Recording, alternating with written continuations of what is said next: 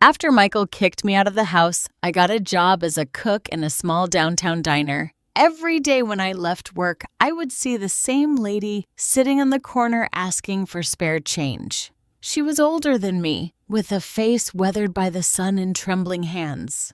Something in her eyes reminded me of my own mother. I started to stop in front of her. I would give her some coins, sometimes a roll left over from the kitchen. We never talked much, just a nod, a tired smile. And I would continue on my way to the boarding house where I now lived alone. I was 69 years old when my son told me there was no longer room for me in that house. He didn't raise his voice. There was no scene. He just looked at me from across the table and said it was time for me to find my own space, that he had his life, his plans, and that I needed to understand.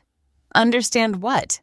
I didn't know until much later. I remember packing my things in an old duffel bag, clothes, some documents.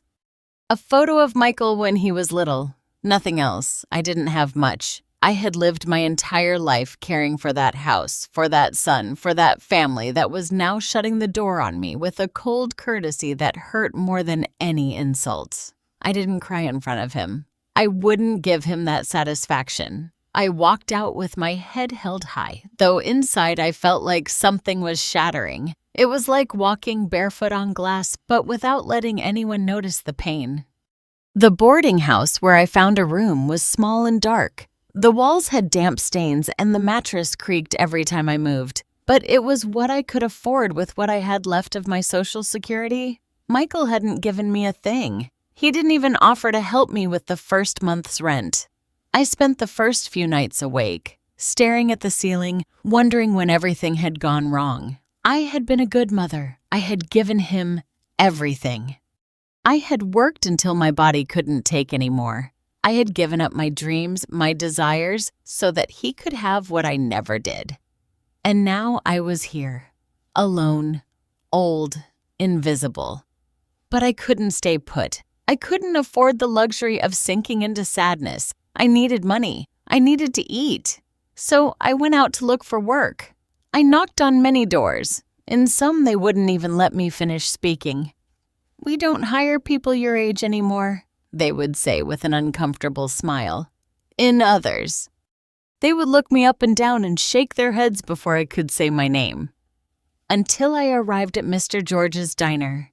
It was a modest place with wooden tables and checkered tablecloths. It smelled of fried onions and fresh coffee. Mr. George was a man in his 50s with gray hair and big calloused hands. He looked at me in silence when I told him I was looking for work.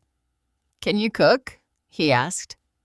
"I've been cooking my whole life, Vincent," I replied. He nodded. "Start tomorrow, 6 o'clock in the morning. Don't be late." There was no contract, no paperwork, just a handshake and the promise of a weekly wage. It wasn't a lot, but it was enough to pay for the boarding house and buy some groceries. That night, I slept a little better. I had a purpose. I had something to do. The work at the diner was hard. I spent hours on my feet peeling potatoes, chopping vegetables, stirring huge pots. My hands got covered in small burns. My feet swelled up at the end of the day. But I didn't complain. I couldn't afford that luxury. The other employees were young. They looked at me with curiosity at first, then with indifference. I didn't talk much. I did my job and then I left. I wasn't looking for friends. I wasn't looking for pity. It was one of those afternoons as I was leaving the diner that I saw her for the first time. She was sitting on the corner near the bus stop. She had white, messy hair, and her clothes were dirty and torn. In front of her was a rusty can with a few coins. I walked right past the first time, not because I didn't want to help, but because I barely had anything myself. But something made me turn back. Maybe it was her gaze. Maybe it was the memory of my own mother who had also grown old in silence, always waiting for someone to see her. The next day, I stopped in front of her. I took some coins out of my pocket and dropped them into the can. She looked up and met my eyes, which were tired. She didn't say anything. She just nodded slightly. That became a routine. Every day after leaving work, I would stop in front of her. Sometimes I would give her money. Other times, a piece of cornbread I had saved from the diner. We never spoke. Just that silent exchange of humanity. Weeks passed, then months. My life had been reduced to that work, walk, sleep. I hadn't heard from Michael. I wasn't looking for him. I didn't want to know about him, but there was something that made me uneasy. Lately, when I walked past the boarding house, I felt like someone was watching me. Once I saw a shadow move behind a window. Another time, as I went up the stairs, I heard footsteps quickly moving away. I dismissed it. I thought it was my imagination. That loneliness was playing tricks on me. Until one afternoon, as I bent down to give the lady on the corner some coins, she grabbed my hand tightly. Her fingers were cold and bony, but her grip was firm. She looked me straight in the eyes and said in a raspy voice, "You've been good to me all these months. Let me return the favor. Don't go back to your boarding house today. Find a simple motel. Stay there tonight. Tomorrow morning, I'll tell you something that will change your life." I was paralyzed. Her gaze was serious, urgent. There was no madness in her eyes, only certainty. "Why?" I managed to ask. She shook her head. "Trust me, please." I slowly released her hand and walked away, confused. What did she mean? Why shouldn't I go back to my boarding house? What did she know that I didn't? I walked aimlessly for a while, my heart racing. Part of me wanted to ignore her words. I thought maybe she was senile, that she had confused things. But another part of me, the part that had felt those strange looks, those footsteps in the dark, told me to listen. In the end, I decided to take her advice. I found a cheap motel near downtown. I paid with the little money I had saved and went up to a small room with a hard bed and a window overlooking an alley. I sat on the edge of the bed and looked at my hands. They were wrinkled, stained, tired. My whole life I had worked with these hands. I had cooked, cleaned, cared for, and now I was here in an unfamiliar motel following the advice of a woman who lived on the street. I didn't sleep that night. I stayed awake, staring at the ceiling, waiting for dawn to come so I could find out what that woman had to tell me. Dawn arrived slowly, filtering through the dirty motel window. I hadn't slept. Every noise in the hallway startled me. Every car that passed on the street made me think of the absurdity of my situation. I was in a cheap motel following the advice of a stranger while my room in the boarding house remained empty. I got up with an aching body. I washed my face with cold water and left without breakfast. I wasn't hungry. I just had questions. The lady was still on her corner, just like always, as if she hadn't moved all night. But when she saw me approaching, her eyes lit up with something like relief. "You did well not to go back," she said before I could speak. I knelt down in front of her, not caring that people were walking past us, looking with curiosity. "What's going on? What do you know?" She looked around as if making sure no one was listening to us. Then she leaned in toward me and spoke in a low voice. "I saw a man circling your boarding house 2 days ago. Then, yesterday afternoon, he was looking up at your window waiting for something." My heart skipped a beat. What man? Tall, dark hair? He was well dressed, not like the people around here. He had a black bag in his hand. She paused. "He looked like you in the eyes and the shape of the mouth." I couldn't breathe. "Michael, are you sure?" I asked, though I already knew the answer. She nodded. "I live here on this corner. No one sees me, but I see everything. That man wasn't coming to visit you. He was coming to do something, and it wasn't anything good." My hands were shaking. I wanted to say she was wrong, that Michael would never do anything like that. But the words wouldn't come out because deep down, something in me already knew. I had felt his coldness. I had seen his indifference. And now this. Thank you. I managed to say thank you for warning me. She touched my arm gently. "You fed me when no one else would." It was the least I could do. I walked away from her, stunned. My legs could barely hold me up. I wandered aimlessly for a while, trying to process what I had just heard. Michael had been at the boarding house, looking for me, waiting for me. Why? I passed the diner, but I didn't go in. I couldn't work in this state. Mr. George would see my face and know something was wrong. I needed to think. I needed to understand. I went to a nearby park and sat down on a bench. There were pigeons pecking at the ground and children playing in the distance. Everything seemed so normal, so disconnected from what I was feeling. I thought of Michael, of the boy he had been. I remembered when he was 5 years old and came down with a high fever. I spent 3 nights awake taking care of him, putting cold compresses on his forehead, praying for him to get better. I remembered his high school graduation, the day he told me he was going to get married. When had that boy turned into this? I took my old phone out of my pocket. I had some unread messages. One was from the owner of the boarding house. I opened it with trembling hands. "Mary, I need to talk to you urgently. Call me." I dialed her number, my heart pounding. She answered on the second ring. "Mary, thank goodness. Where are you?" Her voice sounded frantic. "In a park. What's wrong?" There was a silence, then a sigh.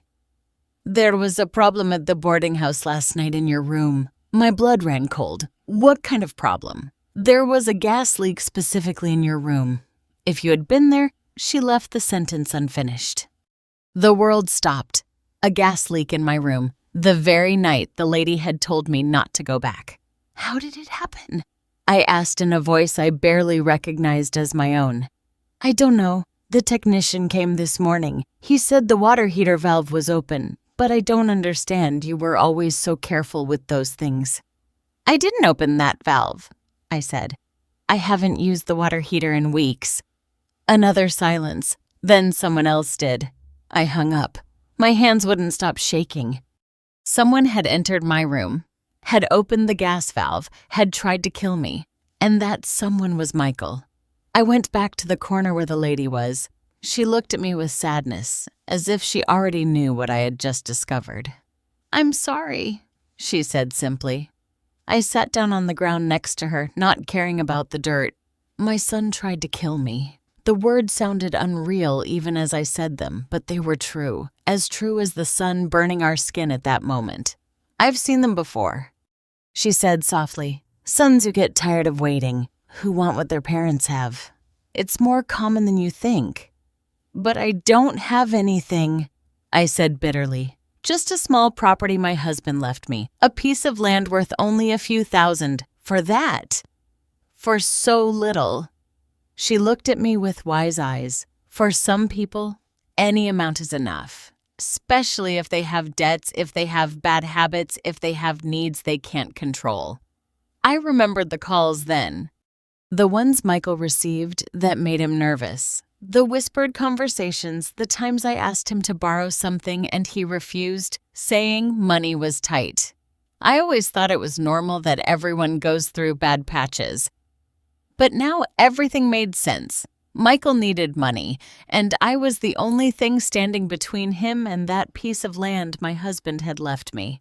"What do I do now?" I asked, not to her specifically. To the air, to the sky, to whoever wanted to answer. "You go to the police," she said firmly, "and you tell them everything, because if you don't, he'll try again, and next time you might not have a crazy old lady to warn you." She was right. I knew it. But going to the police meant admitting that my son wanted to see me dead. It meant putting into words what I could barely accept in my mind. I spent the rest of the day walking around the city. I didn't go to work. I didn't call Mr. George to explain. I just walked, trying to find the courage to do what I had to do. As evening fell, I returned to the cheap motel. I paid for another night with the little money I had left. I locked myself in the room and finally cried. I cried for the son I had lost, for the life I had built that was now crumbling, for myself and the naivety of believing that a mother's love was enough to protect me from everything.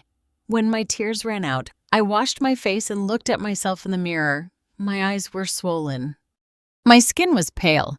I looked older than I was, but there was something new in my gaze, something hard, something that wasn't there before. Determination. I wasn't going to let Michael win. I wasn't going to die in silence so he could cash in on a piece of land he didn't even need. If he wanted to kill me, he would have to face me first. The next morning, I looked for the nearest police station. It was an old building with peeling paint. I walked in with a firm step, although I was trembling inside. A young officer greeted me at the counter. "How can I help you, Mom?" I took a deep breath. "I'm here to report an attempted murder." He looked up, surprised. "Can you give me more details?" "My son tried to kill me," I said, and for the first time since I knew it, my voice didn't tremble as I said it. They sat me down in a small room. Another officer came in, older, with an immaculate uniform and a serious look. He introduced himself as Sergeant Martinez. "Tell me everything from the beginning," he said, opening a notebook. And I told him. I told him about being kicked out of my house, about the job at the diner, about the lady on the corner and her warning, about the gas leak, about Michael circling the boarding house. The sergeant took notes without interrupting me. When I finished, he looked at me with an expression I couldn't decipher. "Do you have proof of any of this?" he asked. "The boarding house owner can confirm the gas leak. And the lady who warned me saw Michael. Does this lady have a name and address?" I realized I didn't even know what her name was. "She lives on the street on the corner of Central Avenue and 5th Street. The sergeant closed his notebook. "Mrs. Olson, I'm going to be honest with you. Without concrete evidence, this is difficult to investigate. A gas leak can be an accident, and the testimony of someone with no fixed address doesn't carry much legal weight." I felt myself sinking. "So, you're not going to do anything?" "I didn't say that. I'm going to open an investigation. I'm going to talk to the boarding house owner. I'm going to check if there are cameras in the area, but I need you to be prepared for this to take time." I nodded, although inside I felt like I was drowning. Time was exactly what I didn't have because Michael was still out there and now he would know that I was on to him. I left the police station with heavy legs. The sun was burning the sidewalk and people hurried past me, each wrapped up in their own worries. No one looked at me. No one knew that I had just reported my own son for trying to kill me. I couldn't go back to the boarding house. That was clear. But I also couldn't keep paying for motel. The money I had saved was running out fast. I needed to think. I needed a plan. I walked to the diner. Mr. George was in the kitchen as always, with his stained apron and his brow furrowed as he checked a pot. When he saw me come in, his expression softened just a little. "Mary, you didn't come in yesterday or the day before." "I'm sorry," I said. I didn't know what else to say. He wiped his hands on his apron and looked me up and down. "Are you okay?" The simple question almost broke me. No one had asked me that in so long that I had forgotten how it felt for someone to care. I nodded, even though we both knew it was a lie. "I need to work," I said. "Please, I need the money." Mr. George sighed. "All right, but if something happens to you, if you need help, you tell me." "Understood." I nodded again and put on my apron. The work helped me to stop thinking. I peeled potatoes until my hands ached. I chopped onions until the falling tears could be mistaken for those caused by the sting. I washed dishes until the hot water turned my skin red. At the end of the day, Mr. George paid me for the entire week, even though I had missed 2 days. I didn't say anything. I just took the money and put it carefully in my pocket. When I left, I looked for the lady on her corner. I needed to talk to someone. I needed someone to understand what I was going through. But she wasn't there that day. Her spot was empty. Only the rusted can was overturned on the ground. A sudden fear washed over me. What if something had happened to her? What if Michael had discovered that she had warned me? I walked through the nearby streets looking for her, asking other homeless people if they had seen her. No one knew anything. No one remembered seeing her. I went back to the motel with a tight chest. I went up to my room and sat on the bed looking at the phone. I had 3 missed calls, all 3 from a number I knew very well. Michael hadn't left any voice messages, just the calls. Insistent, as if he knew I was avoiding him. I went to bed without dinner. The hunger was a dull ache in my stomach. But I didn't have the strength to go out and look for food. I closed my eyes and tried to sleep, but every noise startled me. Every step in the hallway made me hold my breath. Sometime in the middle of the night, I finally fell into a restless sleep. I dreamed of Michael as a child. He had a fever and was calling me from his bed. I ran toward him, but the room grew longer and longer. I never managed to reach him, and his voice became more and more desperate until it turned into a scream. I woke up sweating.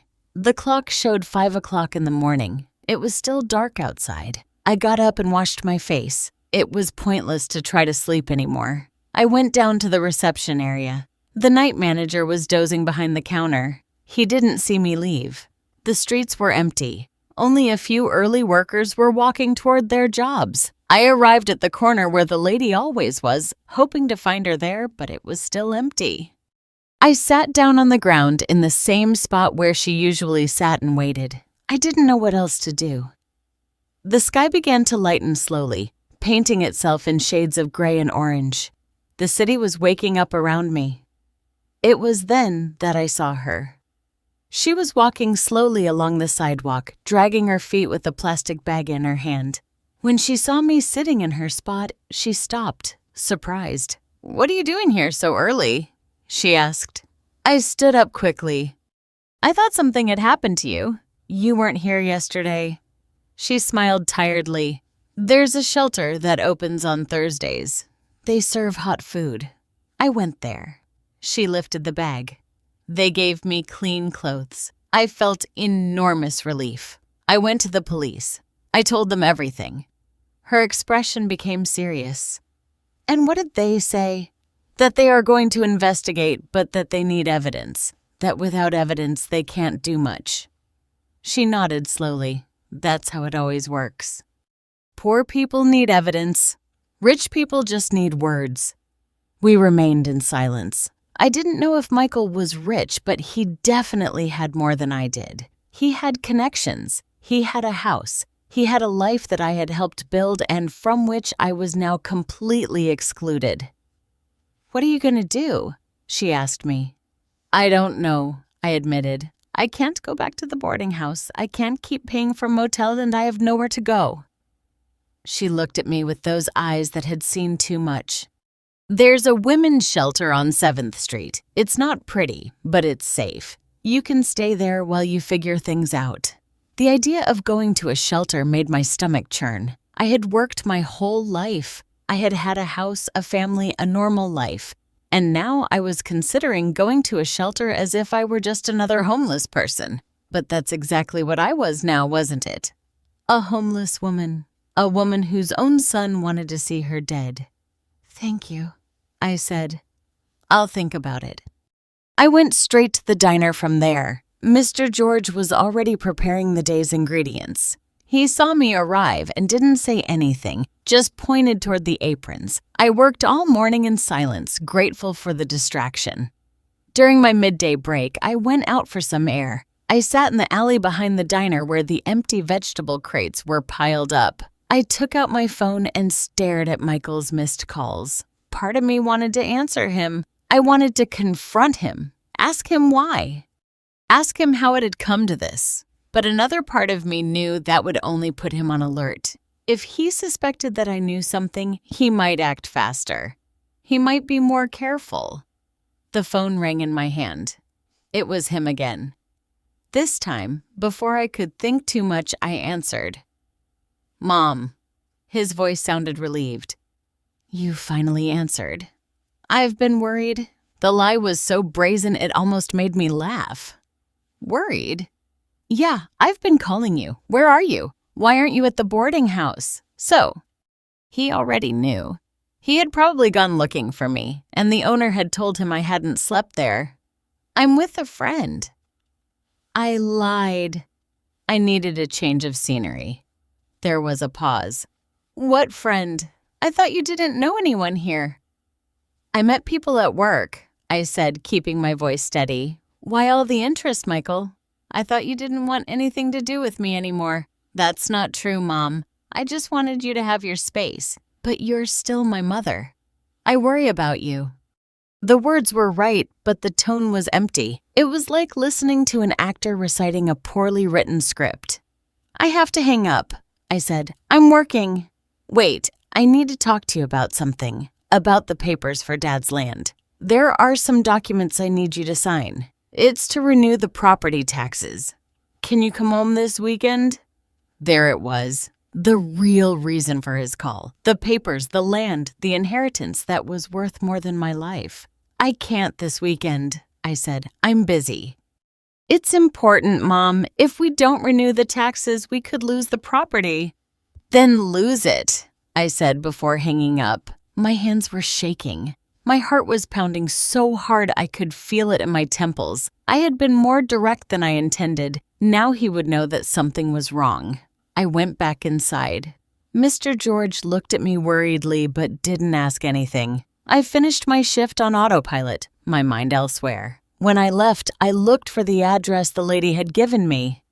The shelter was in a gray 2-story building. There was a line of women waiting outside, some with children, others alone like me. I stood at the end of the line. A social worker with a clipboard was writing down names. When my turn came, she looked at me with professional tiredness. Name and age. Mary Olson, 69 years old. She wrote without looking at me. Domestic violence situation? I hesitated. Did this count as domestic violence? My son, he kicked me out of the house. She looked up for the first time. Something on my face must have told her there was more to the story. "You can go in. There's a bed available tonight." They gave me a clean sheet and showed me a large room with bunk beds. There were other women there, some young, others my age, all with the same lost look, all trying to understand how they had ended up there. I put my few belongings under the bed I was assigned and sat down on the thin mattress. This was my life now. A shelter, a borrowed bed, nowhere to call home. But at least I was alive, and as long as I was alive, I could fight. I spent 5 nights at the shelter. 5 nights listening to the crying of babies, the whispered conversations of women who couldn't sleep, the creaking of the bunk beds every time someone moved.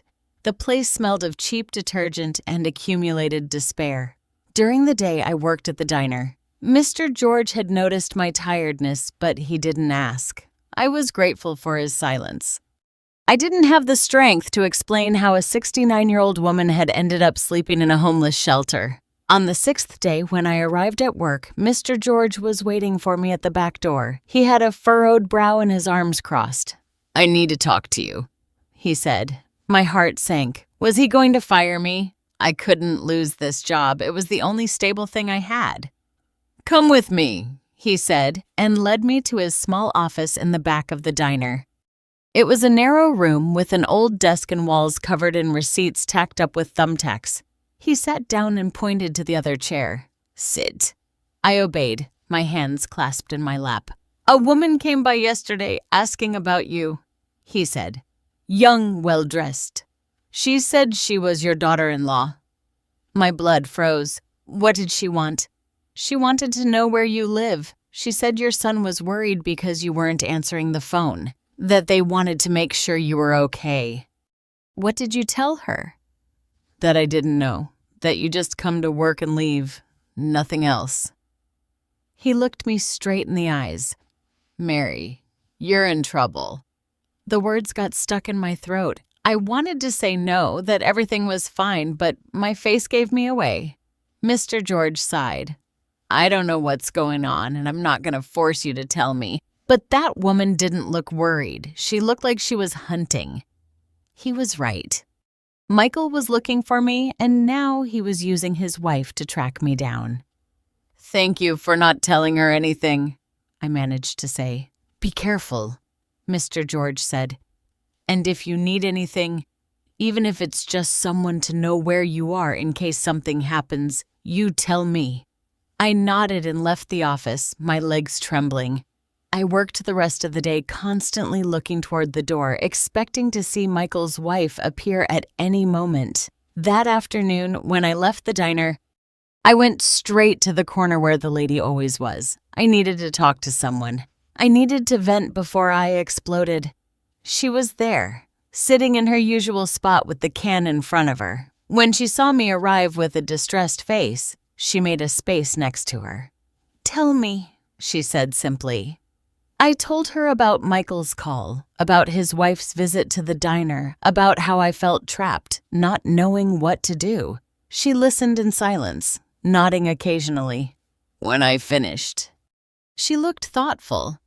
"Do you know what surprises me the most about all this?" She finally said. "That he thinks you're stupid. He thinks you don't notice, that you can be easily manipulated." She was right. Michael had always treated me that way, as if I were naive, as if I didn't understand how the world worked. "Use that to your advantage," she continued. "Let him think he's in control. Meanwhile, you prepare your defense." "What defense?" "I have nothing, not even proof of what he did." She looked at me with that wisdom that only comes from living on the street. The evidence is there. You just have to know where to look. The owner of your boarding house can testify about the gas. The technician who checked the installation has a report, and I saw your son that night. The officer said, "Your testimony doesn't count for much because you don't have a fixed address," I said with bitterness. "Then we have to give me one," she said with a sad smile.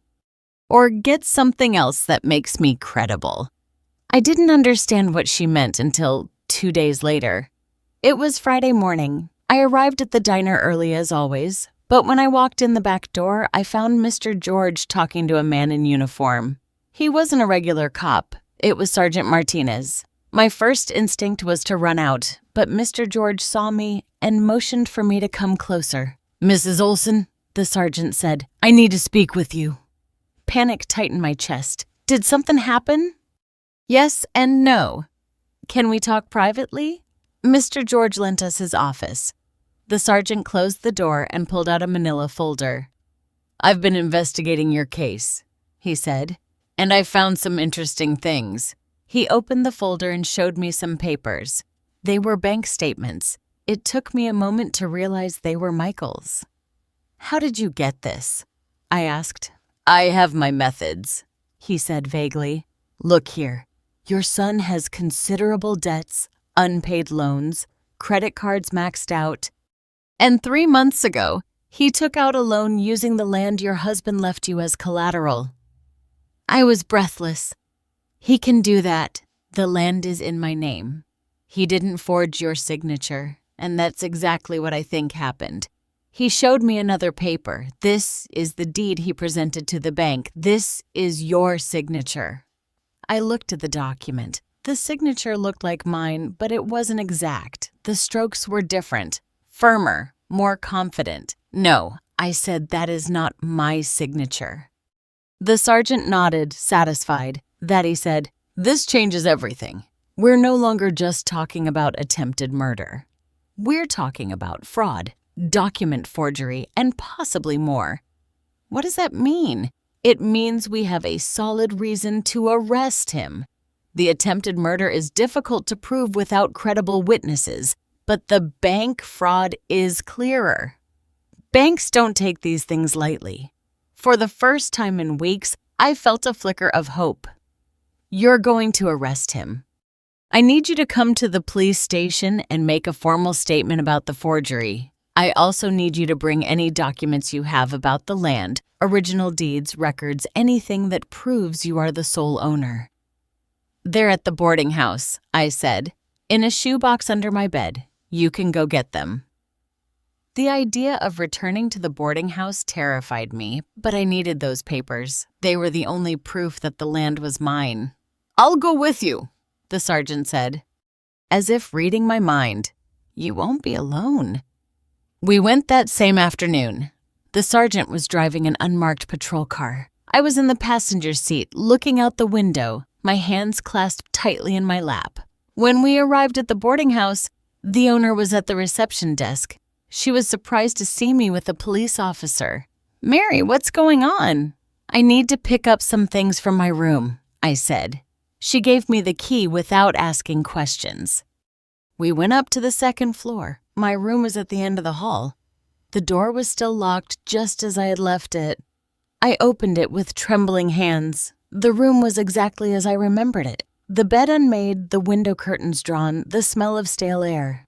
I knelt down next to the bed and pulled out the shoebox I kept underneath. Inside were all my important documents: my birth certificate, my marriage certificate, my husband's death certificate, and the deed to the land.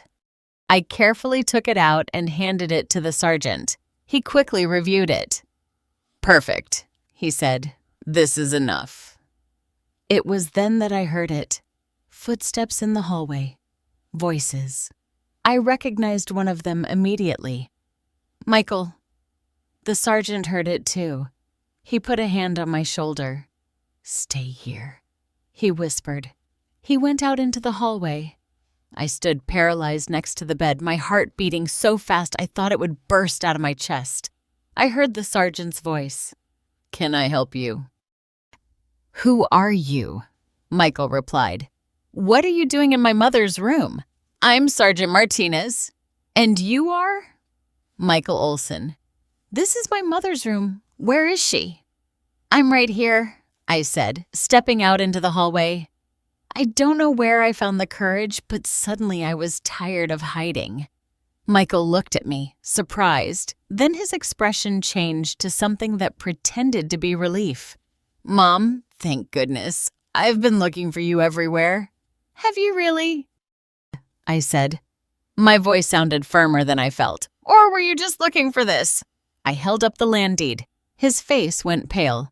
"I don't know what you're talking about," he said, but his voice barely trembled. "We're talking about the forged signature you used to put my land up as collateral for your debts," the sergeant said. "We're talking about fraud, and we're also talking about the gas incident at this boarding house." Michael looked at me with a mixture of rage and fear. "Mom." "What have you been telling this man? What lies have you invented?" "They're not lies," I said, "and you know it." For a moment I thought he was going to deny everything, that he was going to keep acting like the concerned son. But something in his face broke. I saw the truth there. The silent admission. "I had debts," he finally said in a low voice. "I needed the money, and you weren't using that land for anything. Then you asked me to sell it to you. You didn't try to kill me for it." "I didn't try to kill you," he said, but without conviction. "The gas, Michael. Someone opened the water heater valve the night I didn't sleep here." "Who was it?" He didn't answer. He just looked at me with eyes I no longer recognized. This wasn't my son. Or maybe he had always been this way and I had been too blind to see it. "Michael Olson," the sergeant said, "you are under arrest for bank fraud and document forgery. You have the right to remain silent." While the sergeant read him his rights and put on the handcuffs, Michael never stopped looking at me.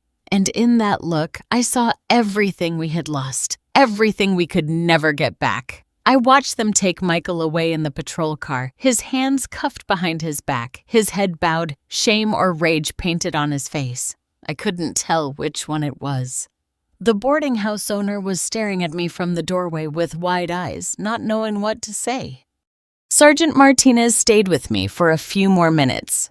"I need you to come to the police station tomorrow to make a full statement. Bring all the documents you have. We're going to need every detail." I nodded, unable to speak. I was still processing what had just happened. My son had been arrested because of me or because of him.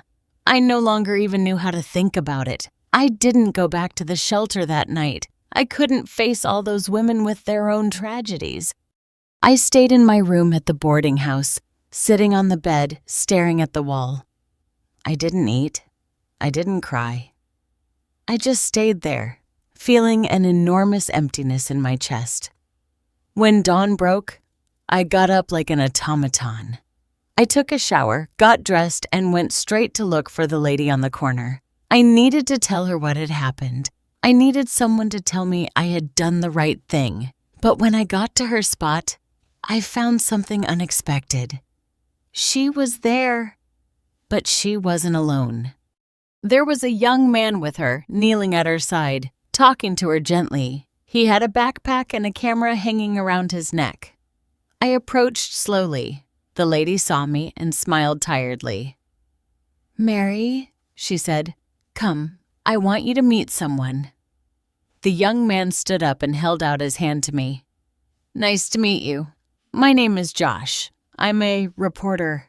I shook his hand wearily. "A reporter? I'm doing a story on homelessness in the city," he explained. "Gloria has been telling me her story and yours too." I looked at the lady, now finally knowing her name. "Gloria, you told him about me." She nodded.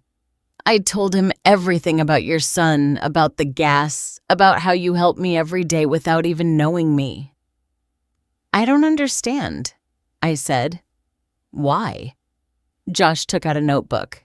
"Because stories like yours need to be told. People think that people on the street are invisible, that they don't see anything, that they don't matter. But Gloria saw what was happening, and her testimony can be crucial for your case. The officer said her testimony doesn't carry weight because she doesn't have a fixed address," I said bitterly. "That's why I'm here," Josh said. "If I can document her story, if I can show that Gloria is a real person with a clear mind who witnessed a crime, her testimony gains more value. Plus, media exposure could pressure the authorities to take the case more seriously." I didn't know what to think.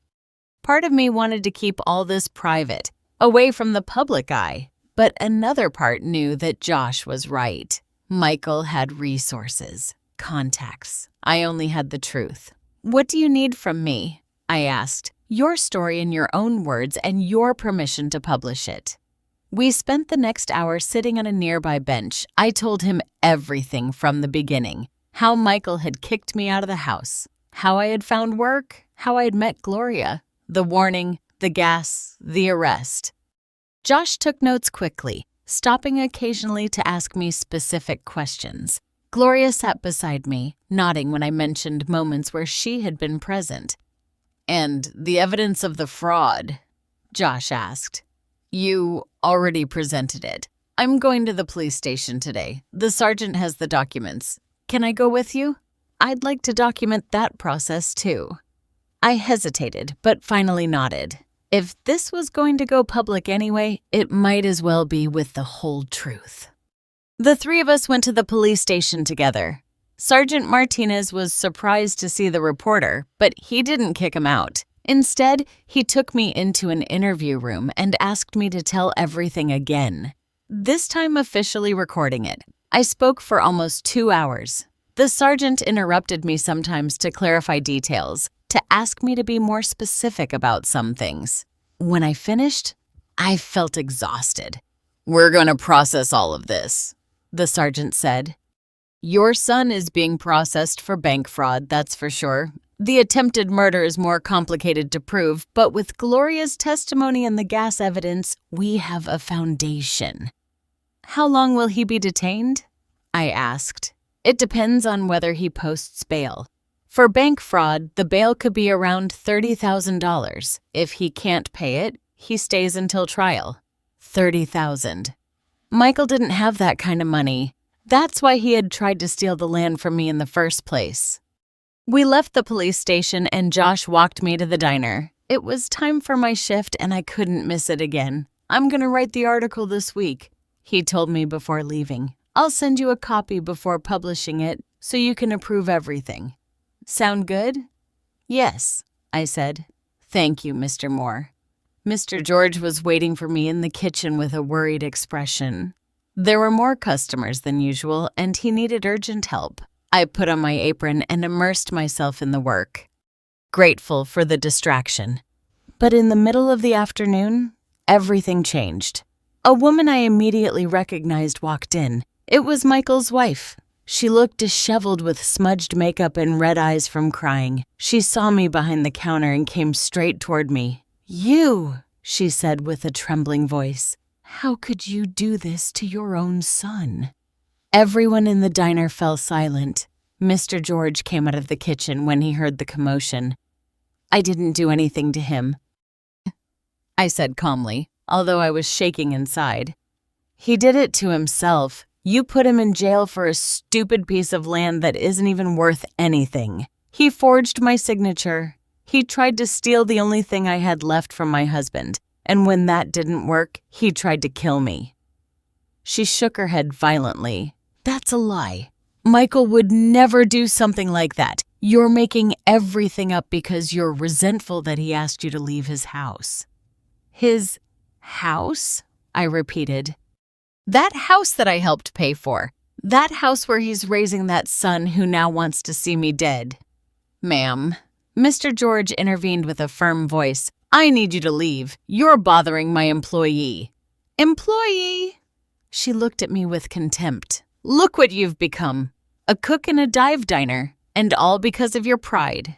If you had signed the papers like Michael asked, none of this would have happened. You're right, I said.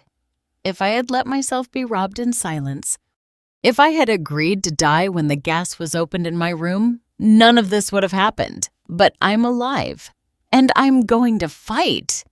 She looked at me with pure hatred. This isn't over. Michael has lawyers. He'll get out. And when he gets out, you're going to regret it. Is that a threat? Mr. George asked, pulling out his phone. Because I can call the police right now. The woman threw one last furious look at me before leaving the diner. The silence hung heavy in the air. The customers slowly returned to their conversations.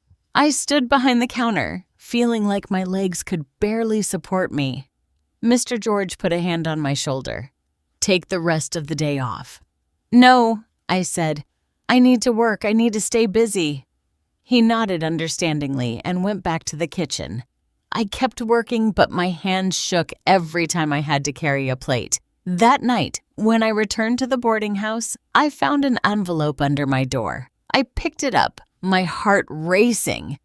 Inside was a handwritten note with crude letters. Drop the charges or you'll regret it. This is your last warning. It wasn't signed, but it didn't need to be. I knew where it came from. I didn't sleep that night. I stayed sitting on the bed with the light on, staring at the door, waiting for someone to try to come in. I had put a chair under the doorknob, but I knew that wouldn't stop anyone if they really wanted to get in. At dawn, I went straight to the police station. I showed the note to Sergeant Martinez. He read it with a frown. This is witness intimidation. I'm going to add this to the file. Can't you do something more? I asked. Can't you protect me? I can put more frequent patrols near your boarding house, and I recommend that you don't go out alone at night. Do you have any safer place to stay? I thought about the shelter. I thought about asking Mr. George for help, but finally, I shook my head. I didn't want to keep running. I'll be fine, I lied. But that afternoon, when Gloria saw me arrive at her corner, she immediately knew something was wrong. What happened? She asked. I showed her the note. She read it in silence and then looked at me with determination. You have to let Josh publish the article now. Don't wait. The more people know what's happening, the safer you'll be. You think so? I know how these things work. Criminals act in the shadows, but when there are lights pointing at them, they hide. If your story comes out in the newspaper, if people know who you are and what they're doing to you, they'll think twice before touching you. It made sense. I called Josh from Gloria's phone. He answered on the second ring. Publish the article, I told him without preamble. As soon as possible. Are you sure? I haven't even sent you the final version to review. I'm sure. Just make sure you tell the truth. I always do. He said, it's gonna come out tomorrow in the morning edition and in the digital version tonight, too. I hung up and returned the phone to Gloria. She squeezed my hand. You did the right thing, she said. Now, let the truth do its job. The article was published at 6 o'clock in the morning. Josh sent me the link by text message. I read it sitting on the edge of my bed, my hands shaking as I held the phone. The headline read, 69-year-old woman claims son tried to murder her over inheritance. A homeless woman saved her. There were photos, One of Gloria on her corner, another of the boarding house where I lived, and one of me taken the day we went to the police station. I looked older than I remembered, more tired, but there was something in my eyes that I hadn't seen in a long time. Determination. The article told everything. My eviction from the house, the job at the diner, how I had helped Gloria, the warning that saved my life, the gas, the document forgery, Michael's arrest. Josh had done a good job. He didn't exaggerate anything. He didn't paint me as a martyr or Michael as a monster. He just recounted the facts, letting the story speak for itself. At the end of the article, there was a quote from me that I didn't even remember saying. I don't want revenge. I just want justice, and I want other mothers to know that they are not alone if their own children betray them. I closed the phone and sat in silence. Now, everyone would know my story. There was no turning back. When I arrived at the diner, Mr. George had already read the article. He looked at me with a mixture of compassion and respect. "I'm sorry," he said. "I didn't know things had gotten that far." "No one did," I replied. Not even I wanted to admit it. Throughout the morning, the diner customers looked at me differently, some with pity, others with curiosity, a few with admiration. An older lady approached me at the end of her meal. "I read your story," she said in a low voice. "My son did something similar to me too. I never had the courage to report him, but you did. Thank you for that." She left before I could answer her, leaving me with a lump in my throat. In the middle of the afternoon, I received a call from an unknown number. I answered cautiously. "Mrs. Olson, this is attorney Teresa Vance. I read your story in the paper and I'd like to offer you my services pro bono." I was speechless. Why would you do that? Because cases like yours need visibility. Because the family abuse of elderly parents by their children is more common than people think, and because no one should have to face this alone. I agreed to meet with her that same afternoon. Her office was in a modest downtown building. She was a woman in her 40s with her hair pulled back in a bun and an intelligent gaze. "We're going to go over everything from the beginning," she said, opening a new folder. "I need every detail, every document, every piece of evidence you have." We spent 2 hours reviewing my case. She took notes meticulously, stopping occasionally to ask me specific questions. "The bank fraud is solid," she finally said. "We have the forged signature. We have your testimony. We have the original documents. That's a sure thing. The attempted murder is more complicated, but not impossible. Gloria's testimony is crucial. And the fact that the gas was opened specifically in your room the night you weren't there is very suspicious. What happens now? Now we wait for the legal process. Your son has the right to a lawyer and to defend himself. There will be a preliminary hearing in a few days to determine if there is enough evidence to go to trial.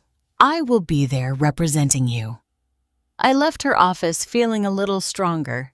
For the first time in a long time, I felt like someone was on my side. That I wasn't completely alone in this. When I walked past Gloria's corner, I found her surrounded by people. I approached worried, but then I saw that it wasn't anything bad. They were people who had read the article and wanted to help her. Someone had brought her food, another a new blanket. A woman was offering her a place in a decent shelter. Gloria saw me and smiled. "Look what your story has caused." "Our story?" I corrected her. That night, as I ate a piece of bread for dinner in my room, I received another call. This time, it was Sergeant Martinez. "Mrs. Olson, I need to inform you that your son posted bail this morning." My heart sank. How? I thought he didn't have any money. Apparently his wife borrowed money from some relatives. He was released under strict conditions. He can't approach you. He can't leave the city. And he has to report to the police station every week. But he's free for now. Yes, until the trial. I hung up, my hands trembling. Michael was free out there somewhere in the city. And although there was a restraining order, that was just a piece of paper. If he really wanted to hurt me, a piece of paper wouldn't stop him. I couldn't sleep that night. Every noise startled me. Every shadow that passed outside my window made me hold my breath. I put the chair under the door knob again and left the light on. At 3 o'clock in the morning, I heard footsteps in the hallway. They stopped outside my door. My heart was pounding so hard I thought whoever was outside could hear it. I waited. The seconds felt like hours. Then I heard the sound of something sliding under the door. I waited several minutes before daring to move. When I finally went to check, I found another envelope. I opened it with trembling hands. Inside was a photo. It was of me leaving the diner. Someone had been following me. Someone had been photographing me. And in the photo, a red marker had been used to draw an X over my face. There was no message. There was no need for one. The threat was clear. At dawn, I went back to the police station. Sergeant Martinez saw the photo and his expression hardened. "This is a violation of the restraining order. I'm going to have him arrested again." What if it wasn't him? What if it was someone else? Who else would want to threaten you? I thought of Michael's wife, of her furious words in the diner, of her look of hatred. His wife came to the diner a few days ago. She threatened me. The sergeant wrote that down. We're going to investigate both of them. Meanwhile, I recommend that you find a safer place to stay. Do you have any family? Any friends? I shook my head. I had no one. Only Gloria, who lived on the street, and Mr. George, who had already done enough for me. "The shelter, then," I said with resignation. But when I arrived at the shelter that afternoon, they told me there were no beds available. It was full. I could try again the next day, but they couldn't guarantee anything. I stood on the street, my bag in my hand, not knowing what to do. The sun was beginning to set. Soon it would be night and I had nowhere to sleep. It was then that I saw Mr. George approaching. He had come to look for me. Gloria called me. He said, "She told me what happened. And I came to offer you something. I have a small room above the diner. I use it for storage, but we can clean it up. It's not much. But it has a bed and a lock on the door. You'd be safer there than at the boarding house." Tears burned my eyes. I can't accept. You've already done so much for me. I'm not asking for your permission, he said firmly. I'm telling you, the room is available. If you want to use it, use it. If not, it's your decision. But I'm not going to let one of my employees sleep on the street when I have a space available. I accepted, not because I wanted to take advantage of his kindness, but because I had no other option and because deep down I needed to feel safe, even if only for one night. The room above the diner was small, as he had said. It had a twin bed, an old dresser, and a window that overlooked an alley. But the door had a strong deadbolt, and the walls were thick. Here, at least, I would hear if someone tried to come in. Mr. George helped me bring up my few belongings. The bathroom is downstairs in the diner. You can use it whenever you want. And there's food in the kitchen. Don't go hungry. Thank you. That was all I could say. Words weren't enough to express what I felt. That night, I slept better than I had in weeks. Not because the bed was comfortable or the place was pretty, but because for the first time in a long time, I felt safe. The next morning, unexpected news arrived. Sergeant Martinez had arrested Michael's wife. They had found her near the boarding house the night before with a camera in her hand. She had been the one following me. She had taken the photo. She says, "She only wanted to scare you," the sergeant explained over the phone. "That she wasn't going to really hurt you, but that doesn't matter. Witness intimidation is a serious crime. She's going to spend a few days detained while we process the charges." I hung up, feeling a strange mix of relief and sadness. Michael's wife wasn't a bad person. She was just desperate, trying to save her husband, but her actions had crossed a line. The preliminary hearing was scheduled for the following week. Attorney Teresa prepared me for days, making me go over my testimony again and again, anticipating the questions Michael's lawyer might ask me. "They're going to try to paint you as a resentful mother," she warned me. They're going to say you made everything up because you were angry that he asked you to leave his house. You have to stay calm. You have to stick to the facts. I practiced my testimony until the words felt mechanical, but I knew it was necessary. The trial wouldn't be one with emotions. It would be one with evidence. The day of the preliminary hearing arrived like a storm you see coming, but still hits you hard. I woke up early before dawn and sat on the edge of the bed, looking at the clothes I had prepared the night before. A simple gray dress, worn but clean shoes. It was the best I had. Attorney Teresa picked me up at the diner at 7 o'clock in the morning. She carried a leather briefcase and a serious expression. "Ready?" she asked me. I wasn't, but I nodded anyway. The courthouse was an old building with dark hallways and the smell of old papers. There were people waiting on benches outside the courtrooms, entire families, lawyers in expensive suits talking in low voices. Everything felt intimidating and foreign to me. We entered the courtroom. It was smaller than I had imagined. There were wooden benches, a stand where the judge would sit, and 2 tables facing each other for the lawyers. At one of them, I saw Michael sitting next to his lawyer. He was wearing a suit I didn't recognize. He must have bought it especially for this, or maybe he had kept it stored all this time. He didn't look at me when I entered. He kept his gaze forward as if I didn't exist. I sat down behind Attorney Teresa's table. Gloria was sitting on the public benches. She greeted me with a discreet nod. Josh, the reporter, was also there with his notebook. And Mr. George, who had closed the diner for the morning, to accompany me. The judge entered, and we all stood up. He was an older man, about 60 years old, with completely white hair and thick glasses. He sat down and began to review the documents in front of him. "All right," he finally said. "We are here for the preliminary hearing in the case of Mary Olson versus Michael Olson. The charges are bank fraud, document forgery, and attempted murder. Is the prosecution ready to present their arguments?" Attorney Teresa stood up. "Yes, Your Honor." For the next hour, she presented all the evidence, the forged signature on the bank documents, Michael's bank statements showing his debts, the technician's report about the gas leak in my room, the testimony of the boarding house owner. Everything was there, organized and clear. Then it was my turn to testify. I went up to the stand, my legs trembling. I swore to tell the truth with my hand on a worn Bible, and I began to tell my story.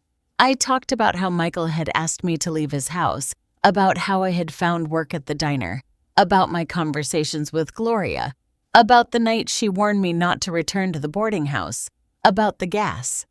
Michael's lawyer interrupted me several times with objections. "That is speculation, Your Honor. The witness is assuming intentions that she cannot prove." Attorney Teresa responded to each objection with professional calmness. When my testimony finished, it was the turn of Michael's lawyer to cross-examine me. He was a young man, about 30 years old, with an impeccable suit and a practiced smile.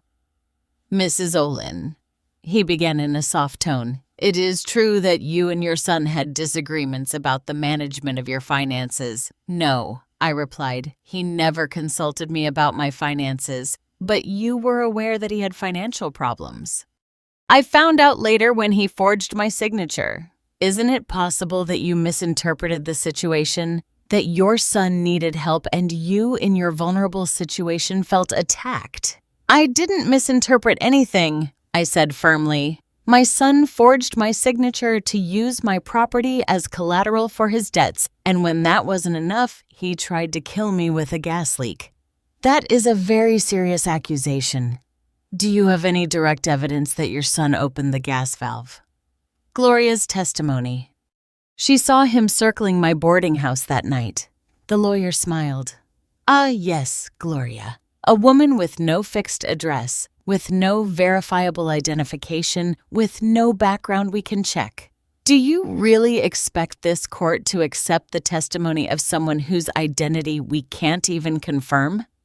"Gloria saved my life," I said, "and her testimony is just as valid as anyone else's." "Your Honor," Attorney Teresa intervened, The credibility of a witness is not determined by their housing situation. The judge nodded. Proceed, counsel. The cross-examination continued for another half hour. Michael's lawyer tried to discredit every part of my story. He insinuated that I was making things up out of spite, that I was confused because of my age, that I had misinterpreted my son's intentions. But I remained calm. I answered every question with the truth. I didn't let myself be intimidated. When my testimony finally ended, I returned to my seat trembling. Attorney Teresa squeezed my hand. "You did well, she whispered. Then it was Gloria's turn. She walked up to the stand in her donated clothes, clean but worn. She swore to tell the truth and began to testify. She talked about how she had met me, about the times I gave her food and money, about the night she saw Michael circling my boarding house with a bag in his hand. Her voice was clear and her memory precise. Michael's lawyer tried to discredit her too. How can you be sure it was my client? Do you have a photo? I don't need a photo, Gloria replied with dignity. I have eyes, and I saw that man sitting there lurking where he shouldn't have been. When the testimonies finished, the judge took a recess. We went out into the hallway to wait. Attorney Teresa seemed optimistic. The fraud is solid, she told me. That's definitely going to trial. The attempted murder is harder to prove, but we presented a strong case. Half an hour later, we went back in. The judge had his decision ready. After reviewing the evidence presented, he said, I find that there is probable cause to proceed with the charges of bank fraud and document forgery. Regarding the attempted murder charge, although the evidence is circumstantial, there are enough suspicious elements to warrant a deeper investigation. The case will proceed to full trial. I felt like I could breathe again. Michael would still face the charges. Justice would take its course. The months that followed were the strangest of my life. As we waited for the date of the full trial, my routine became a strange mix of normally and constant tension. I worked at the diner during the day. I slept in the room above the kitchen at night, and every week I met with Attorney Teresa to prepare my final testimony. But something had changed in me. I was no longer just the woman who had been kicked out of her house. I was no longer just the victim. I was becoming someone different, someone stronger.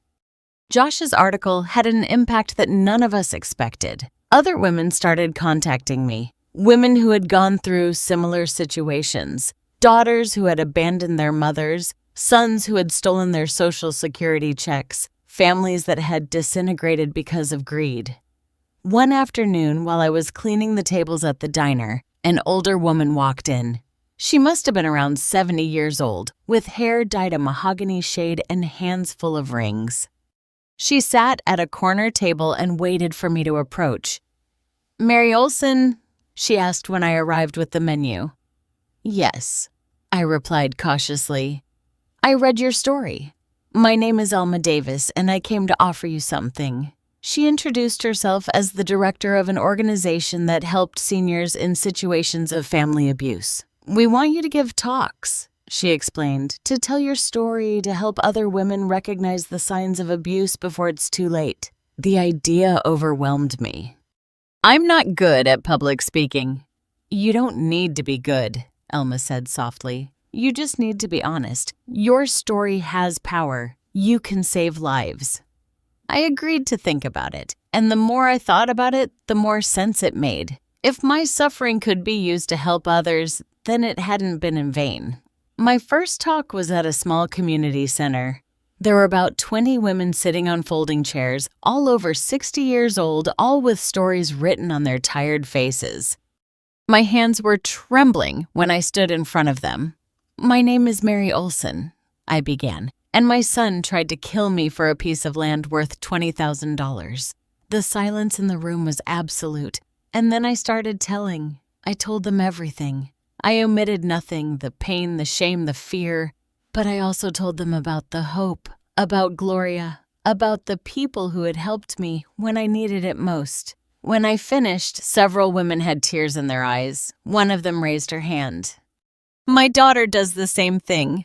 she said with a broken voice. She constantly asks me for money. She threatens me if I don't give it to her. I thought it was my fault that I had done something wrong. It's not your fault, I told her. And you're not alone. After that talk, more followed. I spoke at churches, at senior day centers, at support groups. Each time it was easier. Each time I felt like my story was serving something bigger than myself. Meanwhile, Gloria was also changing. The exposure from the article had brought her unexpected help. A nonprofit organization had gotten her a spot in a permanent shelter. She no longer slept on the street. She had a bed, a roof, 3 meals a day, but the most important thing was that we had formed a bond. We saw each other almost every day. Sometimes she came to the diner and Mr. George gave her free food. Other times I would go to the shelter to visit her. We talked about everything and nothing. She told me stories from her life before she became homeless. I told her my fears about the approaching trial. Do you know what the strangest thing about all this is? I said to her one afternoon while we were drinking coffee at the shelter, that my son kicked me out of his life. But I found a new family.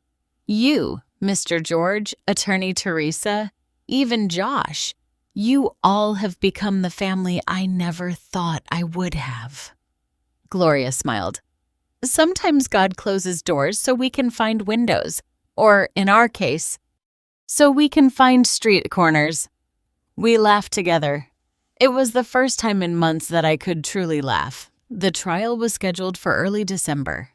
2 weeks before, Attorney Teresa called me with news. Michael's lawyer wants to make a deal. She told me he's offering to plead guilty to the bank fraud in exchange for you dropping the attempted murder charge. What does that mean?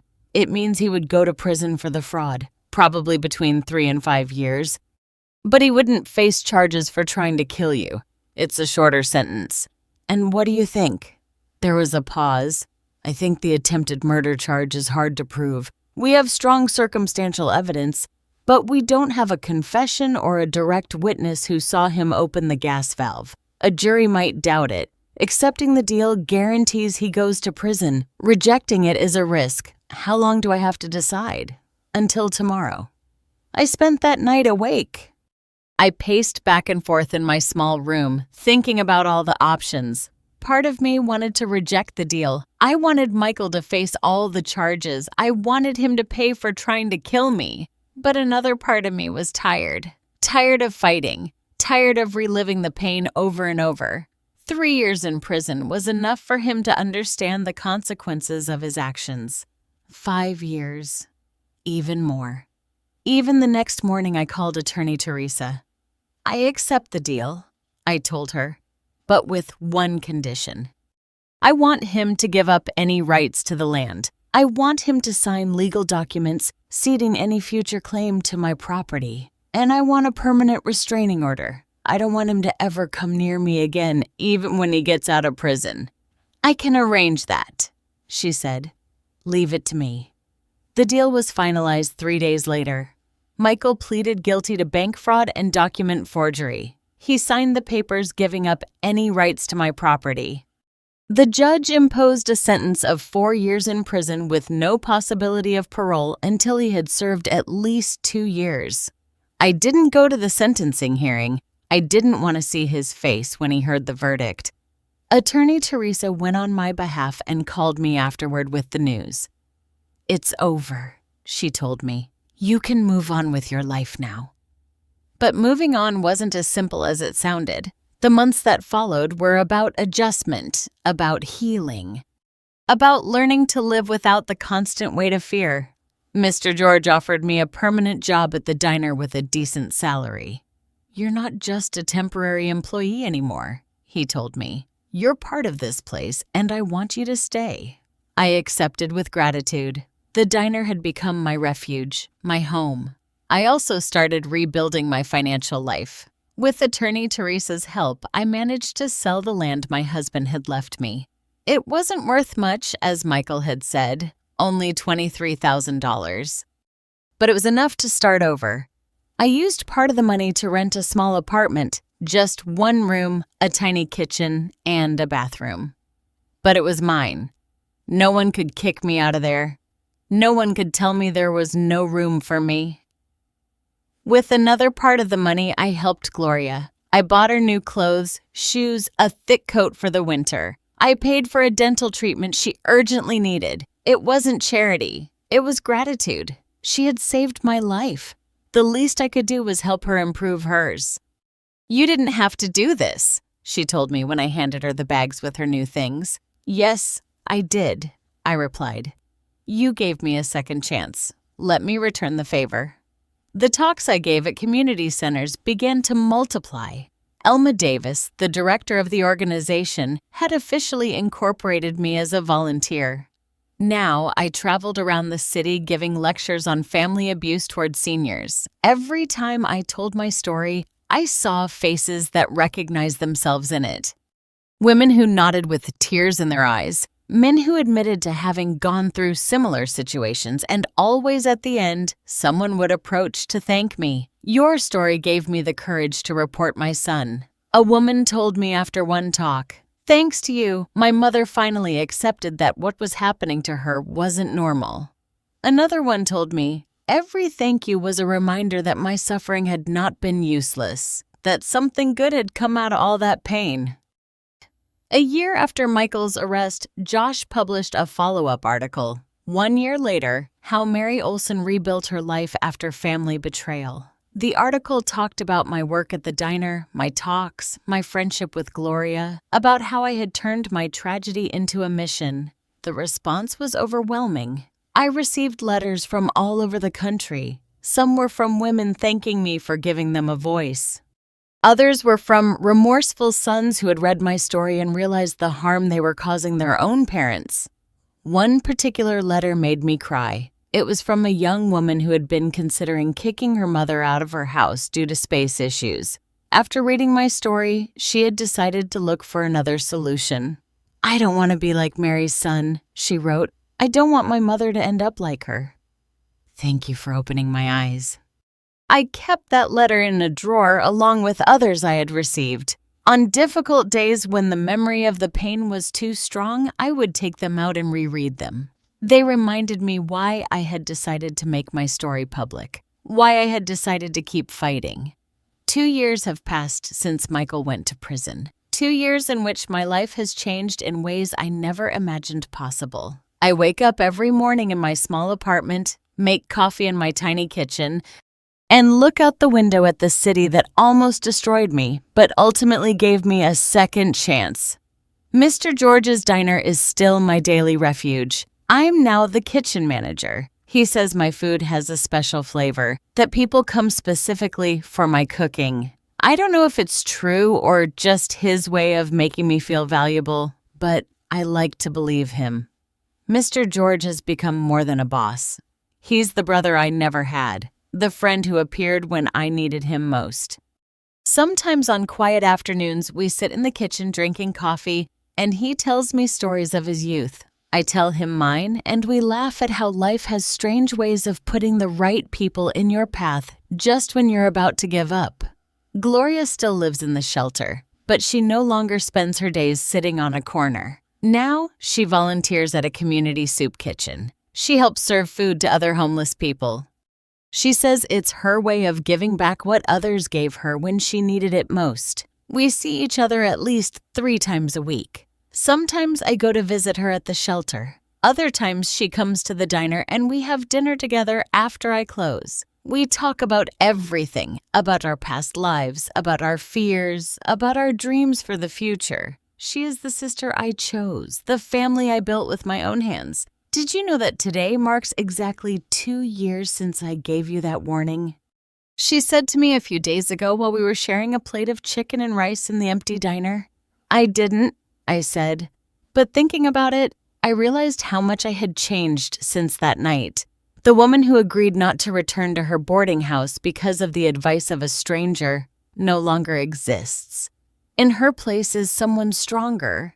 Someone who knows that kindness is not weakness and that asking for help is not a shame. My talks at community centers have expanded.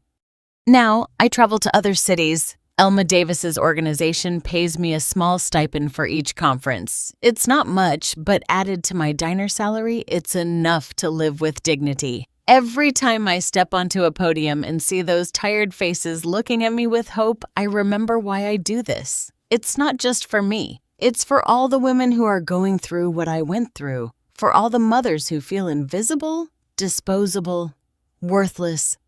You are not a burden.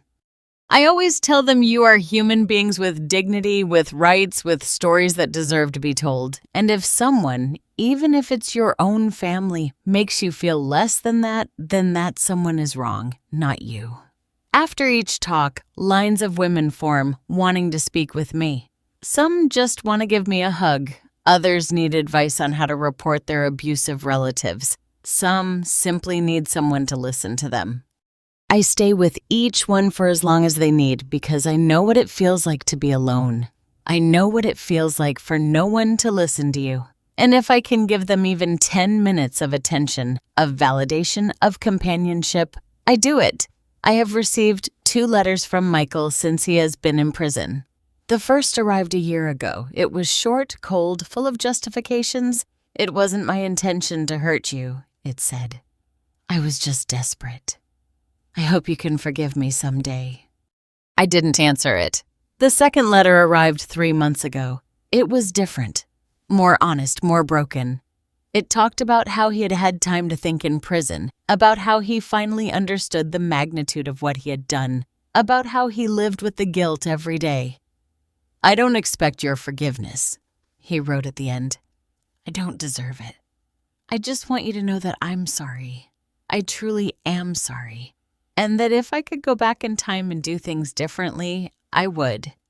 I kept that letter in the same drawer where I keep the others. The ones from the women who thank me for my story, the ones from the remorseful sons. Altogether reminding me that life is complex, that people can be good and bad at the same time, that forgiveness is not always possible, but understanding is. I don't know if I will ever be able to forgive Michael. Honestly, I don't know if I want to. What he did almost cost me my life. It cost me my home, my security, my faith and family. Those are wounds that don't heal easily, but I've learned that I don't need to forgive him to move forward, that I can carry the pain and still build a beautiful life, that I can remember what happened without letting it define me. Attorney Teresa has become a close friend. We have lunch together once a month. She tells me about her other cases. I tell her about my conferences. Sometimes she asks me for advice on how to approach older clients who have gone through similar situations to mine. You have a gift for this, she told me the last time we met, for connecting with people, for making them feel seen. Maybe she's right. Or maybe it's just that I've been in their place. I've felt what they feel. And that genuine empathy is something that can't be faked. The apartment I rented has become my sanctuary. It's small, yes, the walls are thin, and sometimes I hear the neighbors arguing, but it's mine. No one can kick me out. No one can tell me there is no room for me here. I've decorated the walls with photos, one of Gloria and me the day I helped her move into the shelter, another of Mr. George and me in front of the diner, another one of my first conference with all those women applauding after I finished speaking. I don't have pictures of Michael. I don't have pictures of my old life. That life ended. And although it hurts to admit it, it was the best thing that could have happened because it forced me to rebuild myself. It forced me to discover who I was beyond being a mother, beyond being a wife, beyond all the roles that others had assigned to me. I discovered that I am strong, that I am capable, that I can survive even when everything crumbles around me. A few weeks ago, Alma Davis offered me a formal job at the organization. We need someone like you, she told me. Someone who has lived this, someone who can lead our support program for victims of family abuse. I told her I would think about it. It's an incredible opportunity, but it also means leaving the diner. Leaving the place that gave me refuge when I needed it most. I spoke with Mr. George about it. I expected him to be upset, to tell me I was abandoning him, but instead he smiled. "Mary," he said, "I gave you a job because you needed it, but I always knew you were destined for something bigger. If this opportunity makes you happy, take it. You will always have a place here if you decide to come back." His words made me cry because they confirmed something I had begun to understand.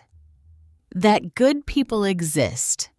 That kindness is not a weakness, that helping others without expecting anything in return is what makes us human. I accepted the job. I start next month. I will lead a team of social workers and volunteers who help seniors in situations of abuse. I will design programs. I will conduct training. I will continue giving conferences. But now as an official part of my job. It's terrifying and exciting at the same time. Yesterday, as I walked back to my apartment after work, I passed the corner where Gloria used to sit. No one is there anymore. But I stopped anyway. I stood in that spot, remembering. I remembered the first time I gave her some coins. I remembered all the times we looked at each other in silence. Two women invisible to the world, but visible to each other. I remembered the night she grabbed my hand and told me not to go back to my boarding house. That warning saved my life. But more than that, it changed the course of my existence. It led me down a path I never would have chosen, but one I wouldn't trade for anything now. Because yes, I lost my son. I lost my home. I lost the life I knew. But I gained something much more valuable. I gained my dignity. I gained my voice. I gained the certainty that I am stronger than I ever imagined, and I gained a new family. Not of blood, but of choice. Gloria, Mr. George, Teresa, Elma, Josh. All the women I've met at my conferences. Everyone who helped me when I was at my lowest point. This morning, as I was having coffee in my apartment, I received a message from Gloria. "Want to get breakfast together today? I have something to tell you." I replied, "Yes, immediately." Because that's what family does. It shows up. It's present. It's there through the good times and the bad. I put on my coat, the one I bought with the money from the land sale, and walked toward the diner where we had agreed to meet. The sun was shining. It was cold, but not unpleasantly so. The city was waking up around me, full of life, full of possibilities. And as I walked, I thought about everything that had happened, about how far I had come, about the woman I had been, the woman I had become. I am no longer the 69-year-old lady who was kicked out of her house. I am no longer just the victim of her son's betrayal. I am Mary Olson. I am a survivor. I am a fighter. I am living proof that it is never too late to start over. And if my story can help even one person find the courage to get out of an abusive situation, then every tear, every sleepless night, every moment of fear will have been worth it. Because in the end, life is not about what happens to us. It's about what we do with what happens to us. And I chose not to remain in the role of the victim. I chose to stand up. I chose to fight. I chose to turn my pain into purpose. And that, more than anything else, is my victory. I arrived at the diner and saw Gloria waiting for me at a table by the window. When she saw me walk in, she smiled. That smile I had first seen 2 years ago on a street corner. That smile that had saved my life. I sat down across from her and took her wrinkled hand in mine. "Thank you," I told her. Not for the first time, probably not for the last time. "For what?" she asked, though we both knew the answer. "For seeing me when no one else did. For helping me when you had no reason to. For reminding me that there is still goodness in this world." She squeezed my hand. "You did the same for me. We saved each other." And she was right, because that's what people who find each other in the darkness do. They hold on, they support each other, and together they find the path toward the